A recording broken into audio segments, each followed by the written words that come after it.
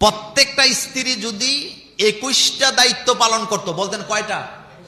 তাহলে সংসার ভাঙতো না, এটা সবসময় মজবুত থাকতো। 1 নাম্বার, স্ত্রীরা যদি স্বামীদেরকে সম্মান দিত। আপনার স্বামী হোক রিকশাওয়ালা, আপনার কাছে এটা সুলতান সুলেমানের চেয়ে দামি। আপনার স্বামী হোক ঠেলাওয়ালা, কৃষক, দিনমজুর, আপনার স্বামী, এটা আপনি তাকে সম্মান দিবেন।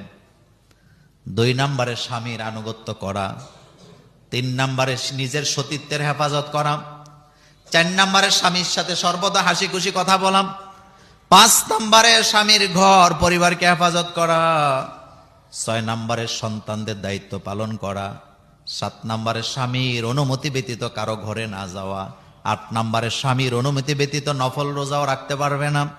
9 নম্বরে স্বামীর জৈবিক চাহিদা পূরণ করা।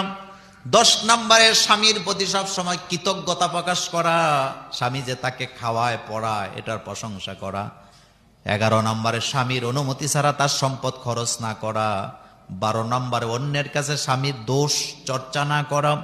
13 নম্বরে স্বামীকে সবার উপরে প্রাধান্য দেওয়া। 14 নম্বর, স্বামী যখন রেগে যায় নিজেকে সংযত রাখা, ধৈর্য ধরা, কথা না বলা। 15 নম্বরে স্বামীর মন তুষ্ট করার জন্য একটু সাজুগুজু করা। 16 নম্বরে স্বামীর সামর্থ্যের বাইরে কোনো কিছু দাবি না করা। 17 নম্বরে স্বামীর সাথে জিদ না করা।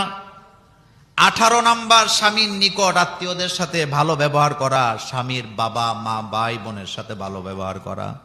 19 নম্বর, স্বামীর মৃত্যুর পর ইদ্যত পালন করা। 20 নম্বরে স্বামীর জন্য সবচাইতে বেশি বেশি করে দোয়া করা। আর সবচাইতে বড় ব্যাপার, স্বামী যখন বিপদে পড়ে যাবে সীসা ডালা প্রাচীরের মতো স্বামীর পাশে দাঁড়ায় থাকা। স্বামী অভাবে আছে, অনটনে আছে, ঋণগ্রস্ত আছে, ওই সময় যদি স্বামীকে সাপোর্ট দেয়, ওই সংসারটা ভালো থাকবে না খারাপ থাকবে?